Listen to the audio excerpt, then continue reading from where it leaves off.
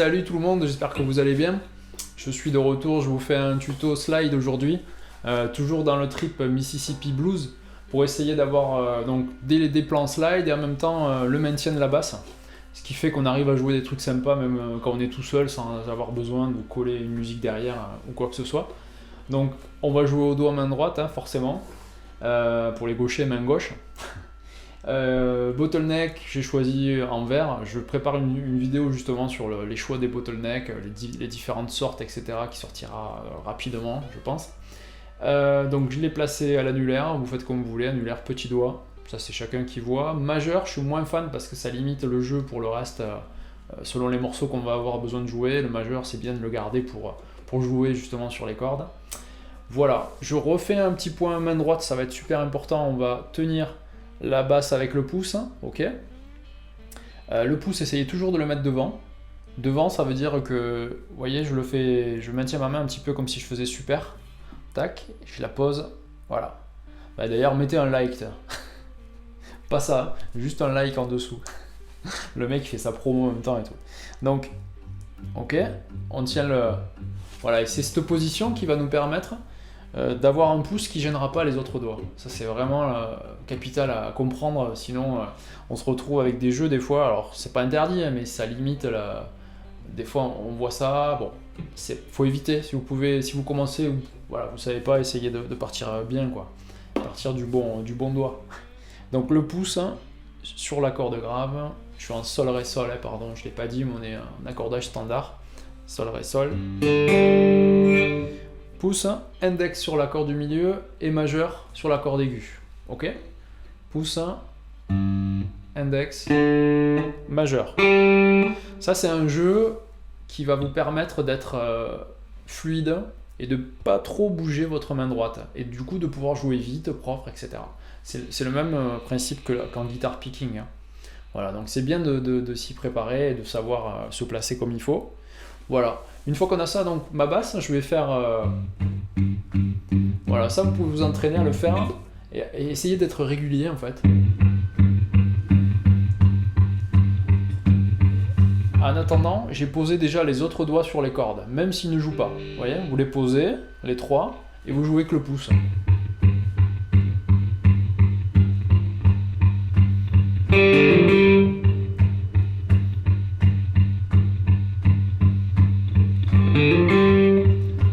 Maintenant on va voir la petite suite.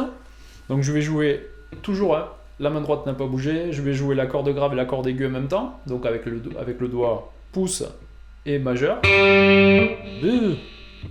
Ça pique. Voilà.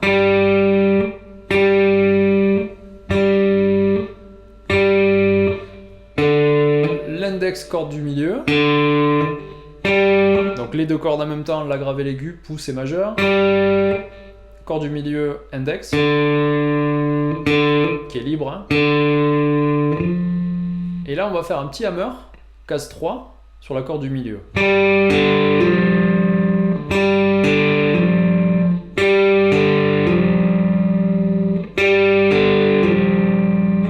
Et je rejouerai la corde aiguë avec le majeur.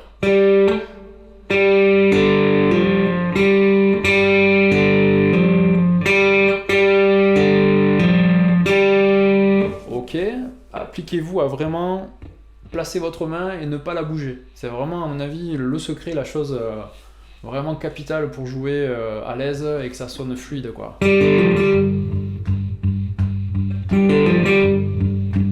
Ok. Maintenant, quand le placer? Du coup, je vais faire 1, 2, 3, 4, 1, 2, ou 5, 6. Et j'envoie la phrase qu'on vient de voir. 1, 2, 3, 4, 5, 6.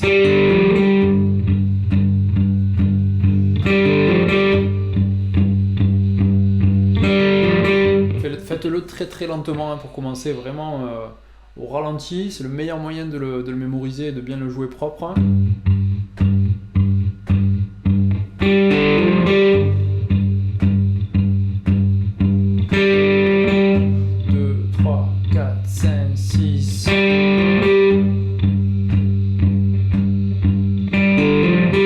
Ok.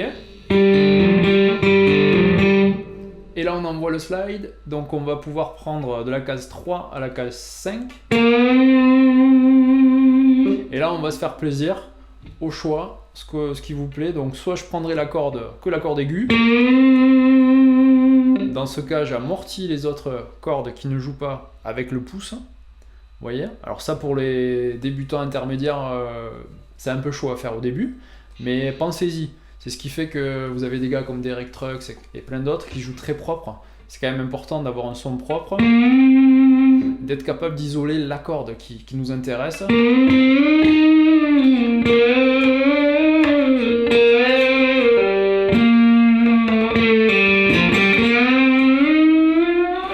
voyez? Et du coup, on a vraiment ce sentiment de voix en fait, et de propreté surtout, d'avoir quelque chose de cristallin et qui va bien, quoi. Donc, soit vous prendrez que la corde aiguë, soit les deux dernières, soit toutes les cordes, soit vous faites ce que vous voulez.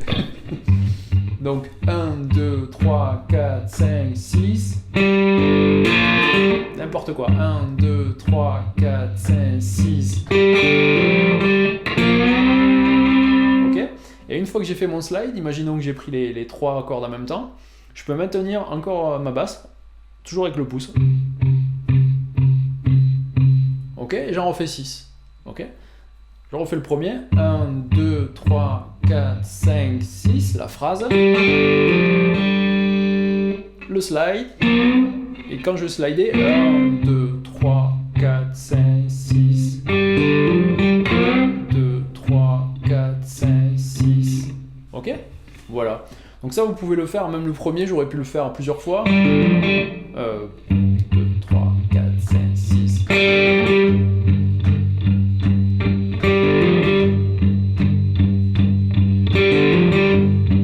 Vous voyez? Je le fais tourner.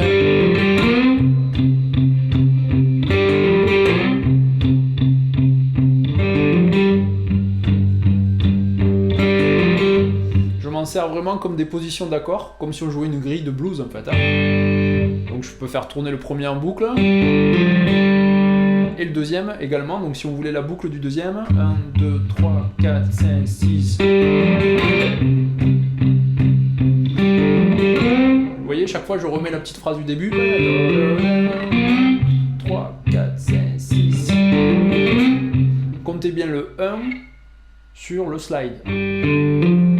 1, 2, 3, 4, 5, 6. 1, 2, 3, 4, 5, 6. 1, 2, 3, 4, 5, 6.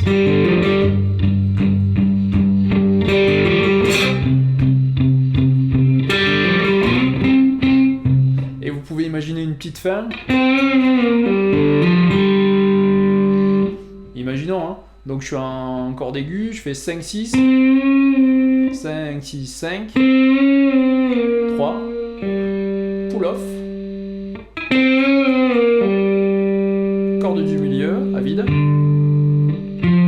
3, case 3, corde du milieu, et je refais la corde aiguë à vide.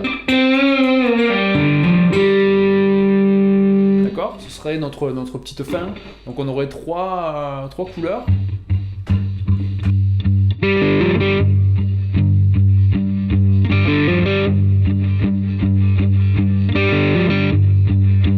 Change.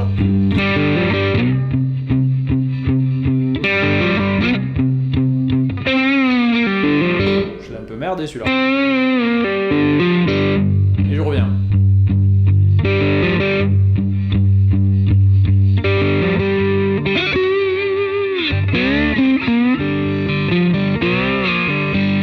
Voilà, je m'attarde pas trop, sinon je vais faire un tuto d'1h30.